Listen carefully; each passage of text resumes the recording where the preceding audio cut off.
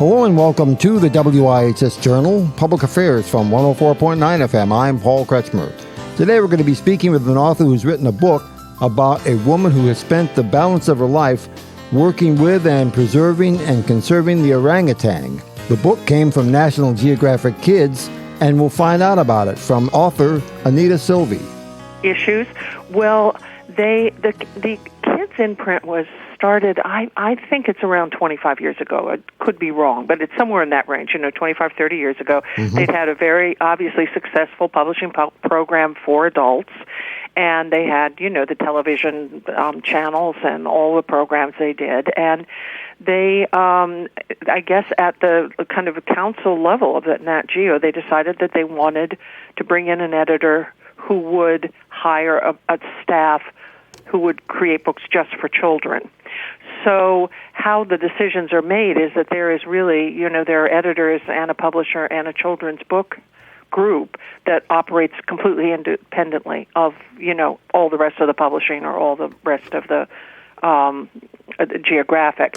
Obviously, they're affected by the kinds of things National Geographic does well. My editor always says, we can do animals and books on animals wonderfully, and books on science, and some books on history, but they can't really publish. They don't publish in all areas, but they have now a very robust children's imprint. It's done particularly well, and it's trusted by people as the National Geographic imprint is in general, and they really, they specialize in nonfiction information books for kids, and that really gives them an expertise in the area. My editor is always coming up with great ideas that she knows works for kids. She knows they'll work for kids because she's done another book like that, and they've had such great response to it and success with it. So it's a fabulous publisher to work with. I write information books. I write nonfiction. That's what I love. And just the care they put into the photographs and the paper and the binding, and you get a National Geographic book, and it's a beautiful book, and it is very thoroughly checked and copy edited. They have incredibly high standards, so I love working with them, I must admit.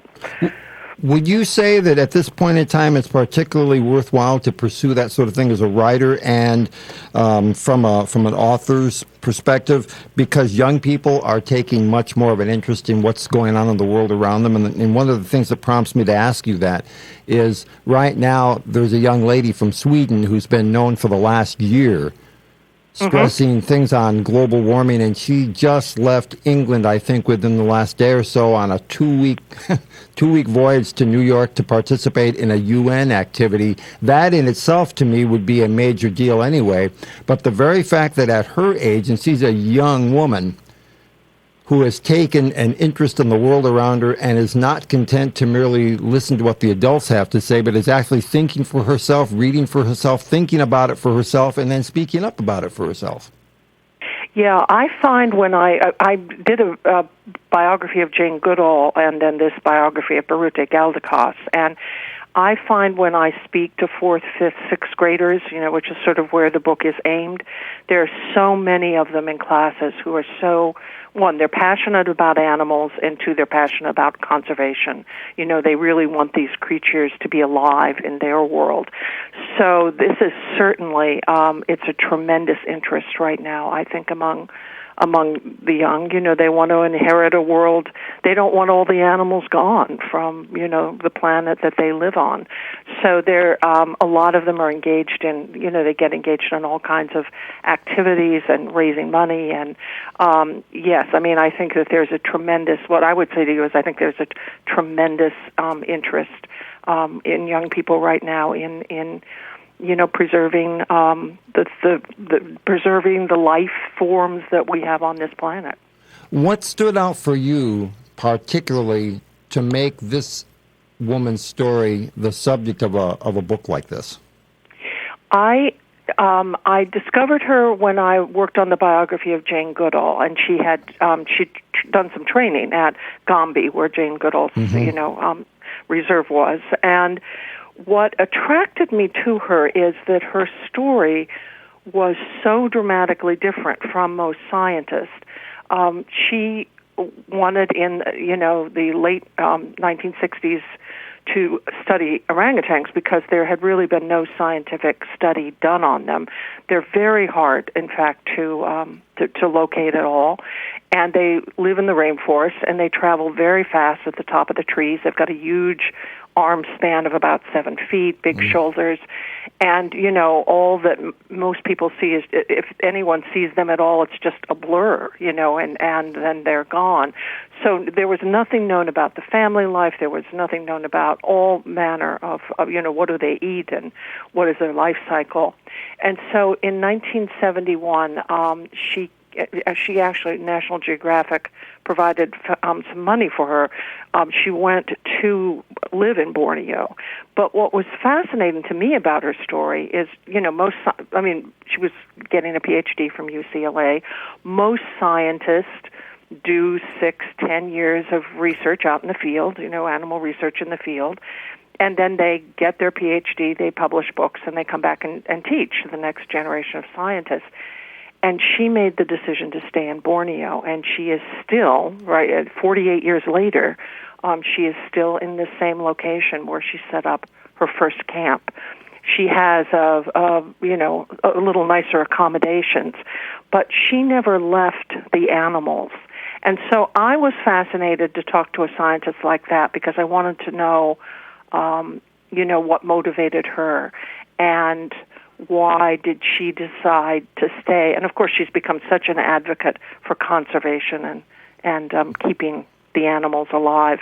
I got to talk to her when at the rainy season. She comes out of Borneo and goes for about 6 weeks to Canada. So whenever she was in Canada, I would have a chance to talk to her.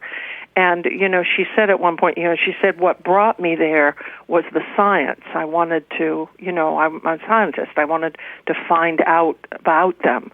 But she said, I didn't realize that I was going to make lifelong friends. And what kept her there were the animals. She did not want to leave them. I was going to ask you about that because after listening to the kind of the benchmark or the timeline that you described earlier where people go into the field and they do their research and then they come back and they write it and then they teach for the next generation, sometimes it seems like the people who are most seasoned in an area of interest, whatever it may be, are the ones who are in the field maybe for their entire lifetime within that world or that universe rather than those who come in, touch it for a bit, and then disappear again.